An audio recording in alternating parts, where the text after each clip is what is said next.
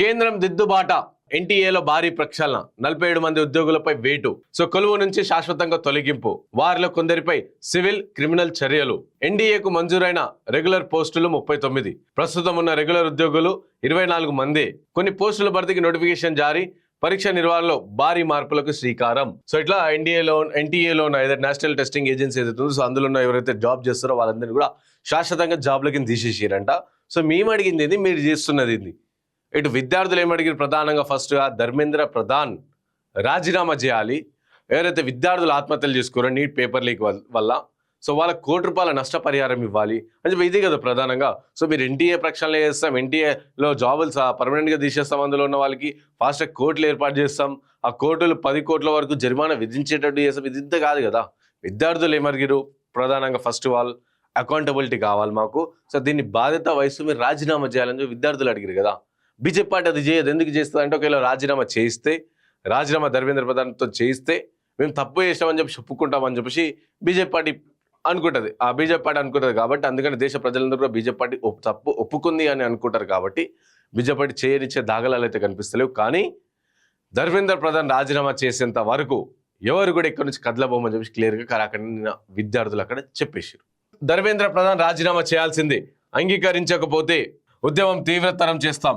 ఢిల్లీ దమనకాండపై విద్యార్థులకు కేంద్రం, RAF, Delhi commissioner క్షమాపణలు చెప్పాలి. పరీక్ష నిర్వహణలో సంస్కరణలు చేపట్టాలి. కేంద్ర ప్రభుత్వానికి సీజేపీ డిమాండ్లు. ఢిల్లీలో నడ్డా, జితేంద్ర సింగ్లతో సౌరవ్ దాస్, అశుతోష్ రంకా చర్చలు. పరిహారం, కేసుల ఉపసంహరణపై ప్రభుత్వం సూత్రప్రాయంగా అంగీకారం. ఎవరైతే విద్యార్థులపైన ఎఫ్ఐఆర్ నమోదు చేసిరో, ఎవరైతే విద్యార్థులపైన కేసులు చేసిరో, అంటే మొన్న ప్రొటెస్ట్ చేసిన వారితో ఎవరైతే ఉత్సాహంగా ఉండి ఎవరైతే ఎక్కువ ప్రశ్నిస్తారో, ఎవరైతే యాక్టివ్గా ఉంటారో వాళ్ళని పట్టుకో ఈ కేసులు వేసి ఎఫ్ఐఆర్ నమోదు చేసి అరెస్ట్ చేశారు కదా. ఇక వాళ్ళపైన ఉన్న కేసులన్నీ తొలగించేసాలి, ఎఫ్ఐఆర్లన్నీ తీసేసాలి అని చెప్పేసి వాళ్ళు డిమాండ్ చేస్తే దానికి ఓకే అని చెప్పేసి అంగీకరించింది కేంద్రం. ప్రధాన రాజీనామాపై నిర్ణయానికి నేటి వరకు గడువు కోరింది సీజేపీ ప్రతినిధుల వెల్లడి. ఇక నేడు చర్చలు కొనసాగుతాయి. జేపీ నడ్డా నిరసనలు కొనసాగుతూనే ఉన్నాయి. వాంఛిత దీక్ష విరమణ ముగింపు కాదు, యుద్ధం దీప్కేది వాంఛిద్దే కాదు, దేశ యువత ఉద్యమాన్ని నడిపిస్తుంది అని చెప్పి దీప్కే మాట్లాడారు. సోనం వాంఛిత్ ఎవరైతే ఉన్నారో వాళ్ళందరూ పర్యావరణవేత్త, సామాజిక కార్యకర్త ఎవరైతే ఉన్నారో వారు 23-24 రోజుల వరకు నిరాహార దీక్ష చేసి నిరాహార దీక్ష చేసి ఫైనల్గా మన నిరాహార దీక్ష విరమింపేసారు. అయితే మాట్లాడుతూ ఇది ఆయన దీక్ష కాదు, ఇది అభిజిత్ దీప్కే దీక్ష. అండ్ ఈ దీప్కి ఏం చెప్తానంటే ఇది విద్యార్థుల దీక్ష అని చెప్పేసి, విద్యార్థుల నిరసన ఇది అని చెప్పేసి కూడా ఉద్యమం అంతా కూడా విద్యార్థులు అని చెప్పేసి తను చెప్పిండు. కేంద్ర మంత్రులతో జితేంద్ర సింగ్, నడ్డాతో సీజేపీ ప్రతినిధులు భేటీ అయిన ఫోటో మనం చూడొచ్చు. నెల రోజులుగా కొనసాగుతున్న విద్యార్థుల ఆందోళనపై కేంద్ర ప్రభుత్వం ఎట్టకేలకు దిద్దుబాటు చర్యలు ప్రారంభించింది. కాక్రోచ్ జనతా పార్టీ ప్రతినిధులతో చర్చలు జరిపింది. పేపర్ లీకేజీ కారణంగా ఆత్మహత్య చేసుకున్న విద్యార్థుల కుటుంబాలకు పరిహారం ఇచ్చేందుకు ఆందోళనకారులపై కేసుల ఉపసంహరణకు సూత్రప్రాయంగా అంగీకరించింది. కానీ ధర్మేంద్ర ప్రధాన్ రాజీనామాపై ఉత్కంఠ కొనసాగుతూనే ఉంది. దీనిపై శనివారం కూడా చర్చలు జరుగుతున్నాయి. ఇక లీకేజీ కారకులపై కఠిన చర్యలు తీసుకునేందుకు వీలుగా ప్రస్తుత చట్టం సవరణ చేయనుంది.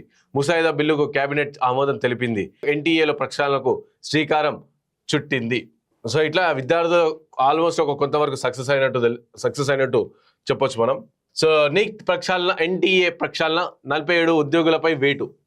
నీట్ పరీక్ష పేపర్ లీకేజ్ పై విద్యార్థులు దేశవ్యాప్తంగా తీవ్ర నిరసన తెలుపుతున్న వేళ కేంద్ర ప్రభుత్వం దిద్దుబాటు చర్యలు చేపట్టింది. నీట్, జేఈ సహా పలు జాతీయ స్థాయి పరీక్షలు నిర్వహించే స్వయం ప్రతిపత్తి సంస్థ నేషనల్ టెస్టింగ్ ఏజెన్సీ 47 మంది ఉద్యోగులను శాశ్వతంగా ఉద్యోగాల నుంచి తొలగిస్తున్నట్టు ప్రకటించింది. వారిలో కొందరిపై లీగల్ అండ్ క్రిమినల్ చర్యలు చేపట్టనున్నట్టు ఎన్డీఏ వర్గాలు శుక్రవారం తెలిపాయి. అయితే ఉద్యోగాల నుంచి ఎవరిని తొలగించారన్న వివరాలను బయట పెట్టలేదు. కేంద్ర విద్యాశాఖ కార్యదర్శి వినీత్ జోషిని పంచాయతీరాజ్ శాఖకు బదిలీ చేసిన మరుసటి రోజే ఎన్టీఏలో భారీ ప్రక్షాళన మొదలు కావడం ఎన్డీఏకు కేంద్ర ప్రభుత్వం 2017లో ఏర్పాటు చేసింది. ఇక నీట్, జేఈ, సియుఇటి వంటి జాతీయ స్థాయి పరీక్షల నిర్వహణ కోసం స్వయం ప్రతిపత్తి సంస్థ దీనిని ఏర్పాటు చేశారు. ఇక ఈ సంస్థ ప్రస్తుత పరిస్థితిపై కేంద్ర విద్యాశాఖ ఈ నెల 22న రాజ్యసభకు వివరణ ఇచ్చింది.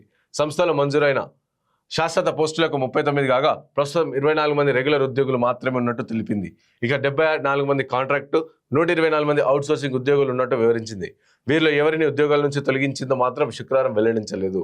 కాగా కొన్ని జనరల్ మేనేజర్ స్థాయి ప్రొఫెషనల్ పోస్టుల భర్తీకి ఎన్టీఏ తాజాగా నోటిఫికేషన్ జారీ చేసింది. యూపీఎస్సీ చెందిన ప్రతిభ సేతు పోర్టల్ ద్వారా 16 మంది నియమించుకోవాలని నిర్ణయించింది. సో ఇట్లా ప్రక్షాళన చేసింది. ఆల్మోస్ట్ అందులో 39 మంది శాశ్వత పోస్టులు ఎవరైతుందో వాళ్ళందరూ కూడా తీసేసింది. అండ్ 74 మంది కాంట్రాక్ట్ అండ్ 124 మెంబర్ అవుట్సోర్సింగ్, ఇట్లా వీళ్ళు ఇంతమంది ఉన్నారు. వాళ్ళందరినీ కూడా ప్రక్షాళన చేసి వాళ్ళందరూ కూడా ఉద్యోగాలను శాశ్వతంగా బదిలీ చేసేసిందంట. కానీ ఎవరిని బదిలీ చేసింది, ఎంతమంది ఉద్యోగులు ఉన్నారు, వాళ్ళ పేర్లు కూడా బయట పెట్టాల్సిన అవసరం ఉంది. బికాస్ ఎవరికి కాంట్రాక్ట్ ఉద్యోగుల్ని తీసేసి, సో ఎందుకంటే వాళ్ళు ఎవరికి కూడా చెప్పుకోలేదు, ఎవరి వాళ్ళ వెనకాల ఎవరు ఉంటారు కాబట్టి, సో కాంట్రాక్ట్ వాళ్ళని తీసేసి కూడా మేము తీసేసామని చెప్పే అవకాశం ఉంది. కాబట్టి ఎవరిని తీసిరా, అసలైన కార్యకుల్ని తీసిరా, ఎవరిని తీసిరా అని చెప్పేసి కూడా చెప్పాల్సిన అవసరం ఉంది. సో 10 ఏళ్ళు 10 కోట్ల జరిమానా, ప్రశ్నాపత్రాల లీకేజ్ దోషులకు కఠిన శిక్షలు, ఫాస్ట్ ట్రాక్ కోర్టుల్లో 3 నెలల్లోపు విచారణ, ముసాయిదా బిల్లుకు కేంద్రం కేబినెట్ ఆమోదం. సో ఇలా ఫాస్ట్ ట్రాక్ కోర్టులు ఉన్నాయి చేసినామని చెప్పేసి చెప్పారు. సో దాంతో పాటు 3 నెలల్లోపు విచారణ జరిపించాలి, 3 నెలల్లోపు విచారణ జరపాలి.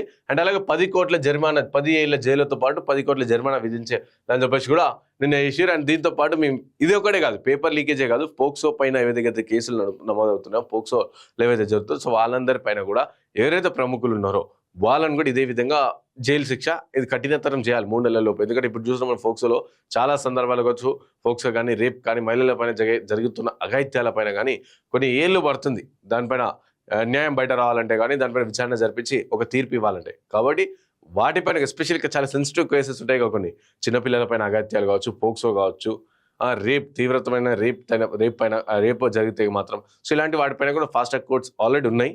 ఉన్నప్పటికీ కూడా ఇంకా వేగవంతం చేసి కఠిన శిక్షలు, సో ఈ విధంగా 10 ఏళ్ళ జైలు శిక్ష, 10 కోట్ల జరిమానా, అదే విధంగా బెయిల్ అసలు రాకుండా ఉండేటట్టు చేస్తే బాగుంటుంది.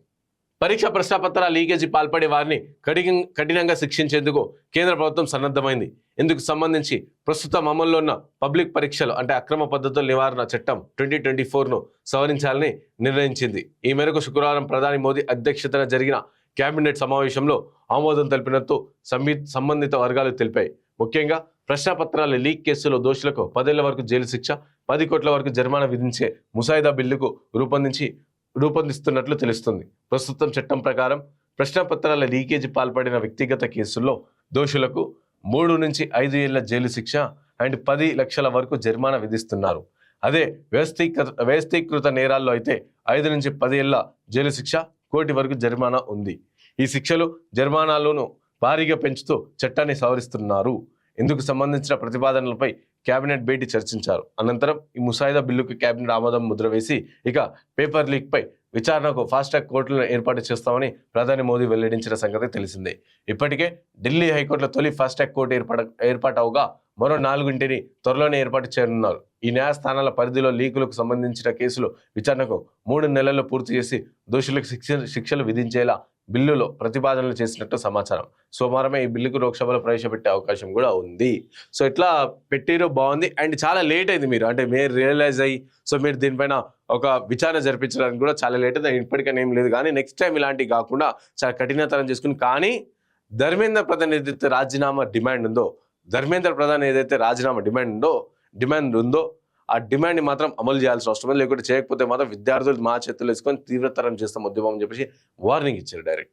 కాబట్టి చూద్దాం ఏం జరుగుతుందో.